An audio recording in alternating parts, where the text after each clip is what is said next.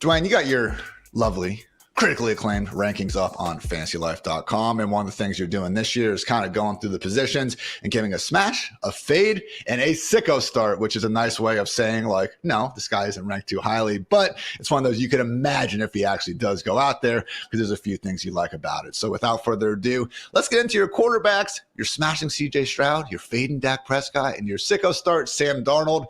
Elaborate a little bit there. Yeah, I mean, for Stroud, look, you drafted him, you're starting him, but it's still fun to kind of go back and look at like how good CJ Stroud actually is. So if you look at his 274 passing yards per game and 1.5 touchdowns per game last year, Ian, and then we go back and we look at history all the way back to 2011, and we look at the quarterbacks that have thrown for over 270 yards per game in their first season. Most of these are rookies, two of them rookies. Justin Herbert, 289, Andrew Luck, 273. I said first season for a reason, because Patrick Mahomes didn't get to start until his second season. He averaged 319 passing yards per game, but not a bad club to be in. Now we add Stephon Diggs to the mix. You get Tank Dell back from injury. We already know Nico Collins got the big contract this offseason, an absolutely loaded offense. And then we also obviously have a great game environment here, okay? If you have a good passing attack, you're probably going to have a high team total, which they do, 26.25 points. That's the third highest team total on the slate this weekend. So we're expecting a lot of points here, and it's a competitive game, right? We're talking about a game where it's only a 3-point difference between the two teams against the Colts. And then if we look at the Colts defense, they didn't really make that many changes in their secondary this season, and 252 yards allowed per game last year. So it's a big matchup as well. So anytime you click all three of those boxes, you're going to be a smash play. And then if you look at Dak Prescott, it's the opposite. Prescott, yes, we know he's a good player. We know he's passed for a lot of yards. All those things are there. Prescott's still fine for the season. But in week one, he's got to play a Browns defense, Ian, that's returning most of their starters. They allowed only 191 passing yards per game last year. That was the third fewest. And then if you look at defense versus position, which is a great tool we have over at Fantasy Life, guys, you can go check it out and you can see how each defense has performed fantasy points wise against all the different positions. Only 15 fantasy points per game allowed last season. That's the fourth fewest. And the Cowboys, who typically have a really good team total, this is showing up because there is respect for the Browns defense in Vegas. 19.75 projected points for this game. That is the fifth lowest on the slate. That's a really low number for the Cowboys, guys. So a lot of respect here to the Browns, who have Myles Garrett and Zadarius Smith. They're going to be bringing the pressure. Cowboys are going to have to operate without Tyron Smith. Now, they did add a first-round tackle, and Tyron has missed time. But yes, I do have Dak as a downgrade. Ian, I would start Tua. I would start Goff. I would start Caleb Williams. I would start Matthew Stafford. I would start all of those quarterbacks over Dak this weekend. And then you mentioned it, the sicko start.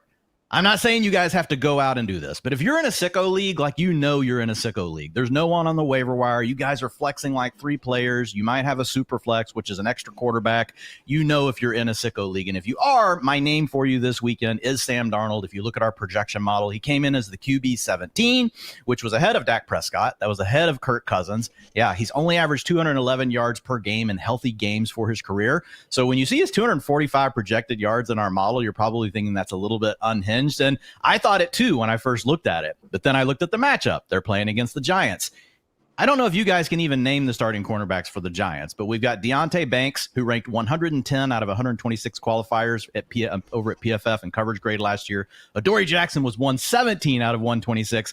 And then they have a third-round nickelback in Andrew Phillips. Yeah, hopefully Andrew Phillips is going to be a great player in the NFL, but those are 3 cornerbacks that no matter where Justin Jefferson lines up, he's going to be eating. And oh, by the way, the Giants were one of the most, I don't know why, they were one of the most man-heavy coverage units last year. Now, they are changing their defensive coordinator, so I do expect some changes there. So I think we're going to see some more zone, but still, Justin Jefferson has a chance to smash in week 1, and when you get that, that means that Sam Darnold also has a chance to pay off in week 1. We've talked a little bit about how, taking Jefferson's 4-game split at the end of last year is a little bit, screwy because, again, they did get that 2 layup matchups against the man-heavy Detroit Lions secondary. And, yeah, suddenly looks like he's going to get another nice little layup here in week 1. So, yes, obviously you're starting Justin Jefferson in lineups of every shape and size. But if Addison's out there, maybe a nice little dark horse spot for him. And to Dwayne's point, a sicko start there for Sam Darnold. Freeman, looking at this Cowboys-Browns game, it is one of the few matchups matchups where we have at least a little bit of weather concern, Kevin Roth does fantastic work over at Roto Grinders, and he is giving it a yellow rating, which again isn't full on red, but is, as we know how traffic lights work, past green. Sustained winds around 10 to 15 miles per hour with gusts reaching 20 miles per hour. So other than CeeDee Lamb, Freedman, is there really anyone you're starting with confidence in this Browns-Cowboys matchup? Not really. I mean, if you're in a sort of sicko situation, maybe you hope Zeke falls into the end zone and you start him that way. But to totally echo everything Dwain said about Dak Prescott here, I mean, like, we know his splits. He's great at home, not as good on the road. And then he's not just on the road, he's outdoors in the road in what could possibly be bad weather, going against a defense that last year had significant splits where it was just a killer unit at home, not as good on the road. So just an absolute terrible matchup here for the Cowboys. Definitely agree with Dwain. And then, to CJ Stroud, yeah, smash. He's got the best 3 wide receivers in the league in terms of a trio. And then Sam Darnold, I thought about including him in Freedman's favorites. I didn't know if I wanted to be that sicko, that degenerate, but totally agree with Dwain. You think Sam Darnold, maybe he's kind of like bottom tier, like number 30, 32 in terms of starting quarterbacks in the league. This week, he's probably on that QB2, QB3 borderline, to where in super flex leagues, he's definitely in consideration.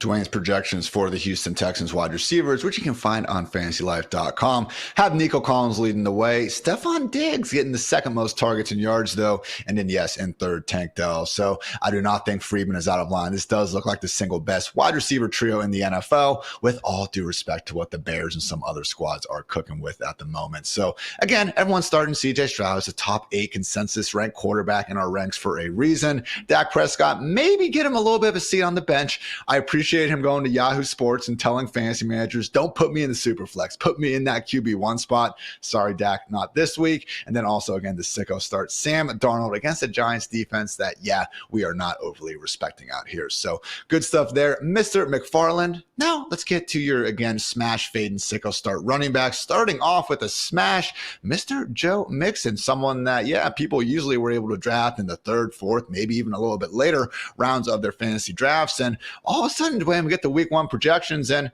oh yeah, he's a workhorse inside an offense. We expect to score a hell of a lot of points. Yeah, it's funny how season-long rankings work, and then when you get to week 1, and it's always a great question that you ask me, even when we're drafting together sometimes, Hartitz, you're like, yeah, but where are you going to rank him in week 1? And at some point in your draft, that really does matter, like, because you got to think about it. There's a reason Joe Mixon went later in fantasy drafts. In your home leagues, he was going around 3, 4, and high stakes, more expert type of drafts where the sickos are playing. He's going around 5, but the reason for that is because he is going to season, which can be a cliff year for running backs. We've already seen the drop off from an efficiency standpoint. Ian, his PFF rush grade was 73.8. That was 26 out of 37 qualifying running backs last year. Missed tackles forced ranked 35th out of 37. Average yards after contact. You think of Joe Mixon as being this really tough downhill runner who can add value in that area. He ranked 35th out of 37 backs there as well. So those things are definitely issues. But here's the thing.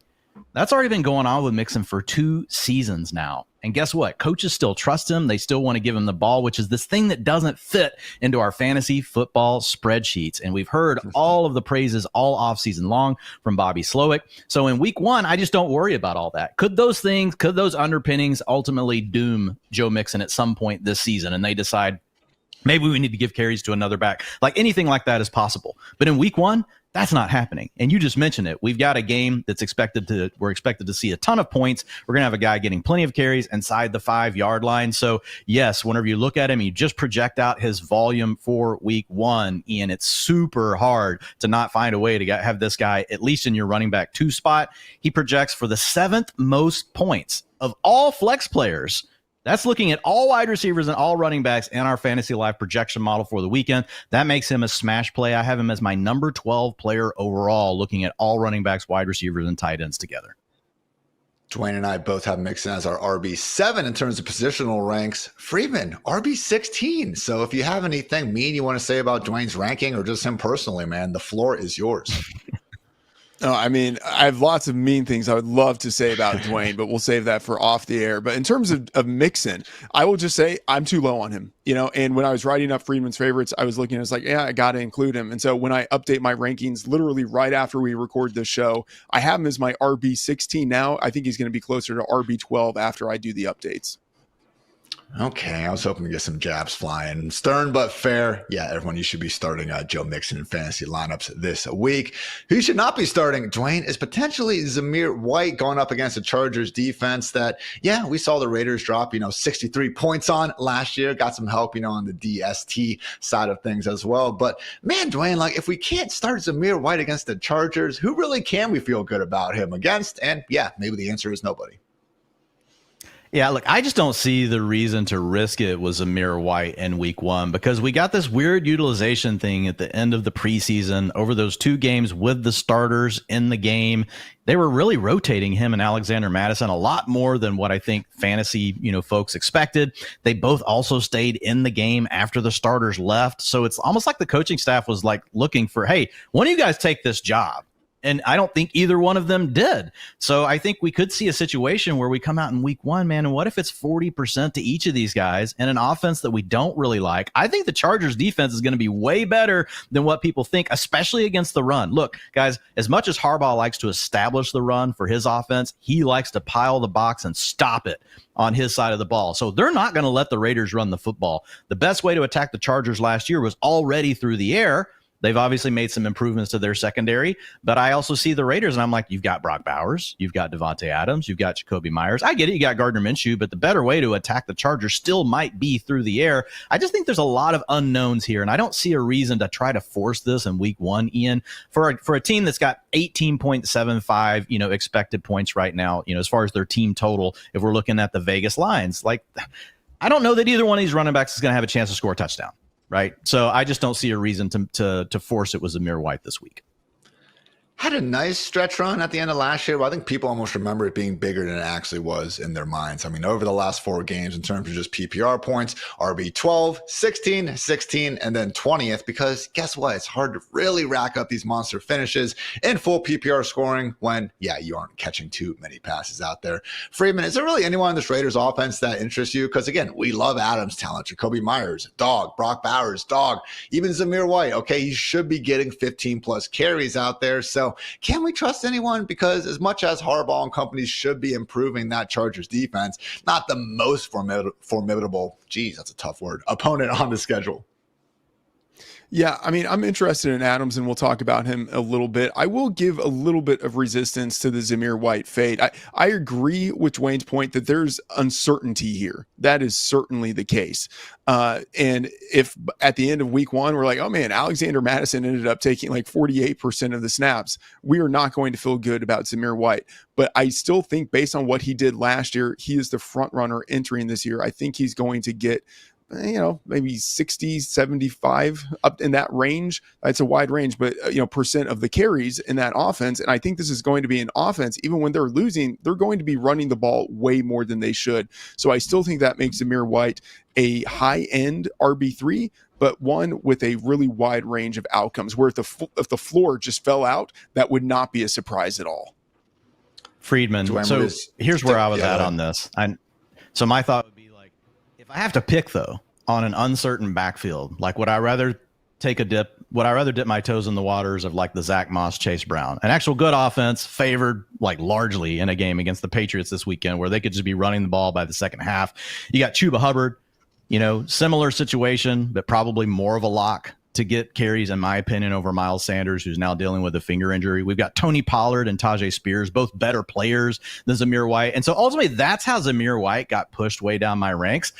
It's just as I got to any other situation where I thought there could be a split backfield, which I think Zamir White's in that category now. I agree that he is the favorite to lead the backfield, but I think he's more in a bucket with those players now where we really could see that ambiguity on a week-to-week basis. So I just lean into the better offenses. Like I would start Brian Robinson Jr. over him as well, because I like the idea of Jaden Daniels paired with Brian Robinson Jr. And I think there's more touchdown upside for the Commanders this weekend. So I do agree with what you're saying. I just kind of got into this game where I was like, well, it's kind of the game we're going to play later, right? Where we're going to marry somebody, we're going to cut somebody, we're going to bench somebody. So I just kept moving Zamir White down. And that's how he landed where he's at.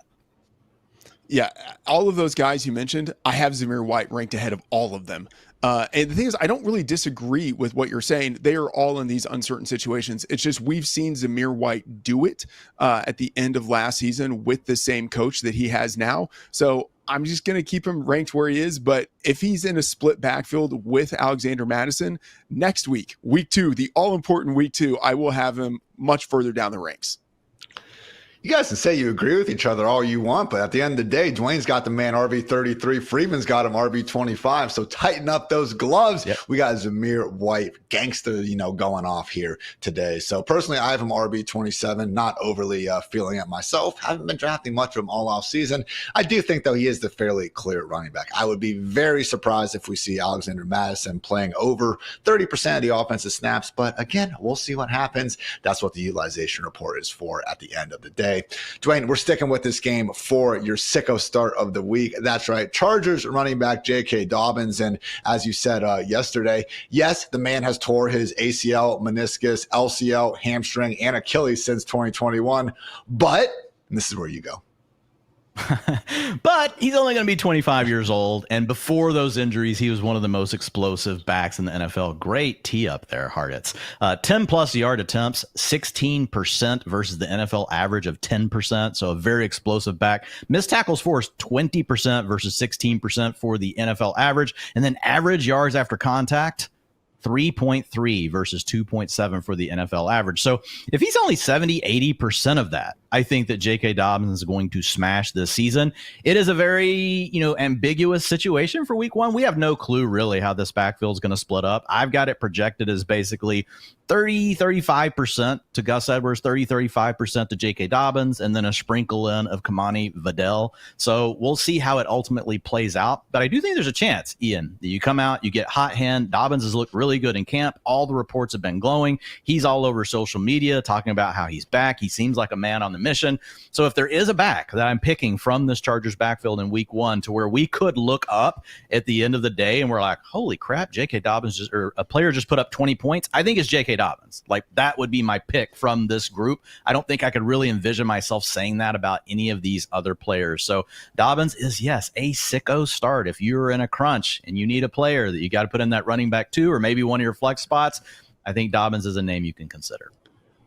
Freedman in our consensus ranks. Dwayne and I have J.K. Dobbins over Gus Edwards, but you, Waz, and then Paul Charchian all have Gus Bus ahead of Dobbins. So talk about how you see this backfield playing out. Yeah, I mean, this is the sign that, it's week 1. Nobody knows anything. That's why I say I like week 2, because at least we have some information from week 1. I mean, it's still a sample size of only 1, but at least we have something. Right now, we really just have guesses. And I will agree, but still slightly disagree with Dwayne's point. I say if you're looking for ceiling, J.K. Dobbins is the guy within this offense. To Dwayne's point, if one of these running backs has like a league-winning type of week, 20 points for fantasy, it is J.K. Dobbins.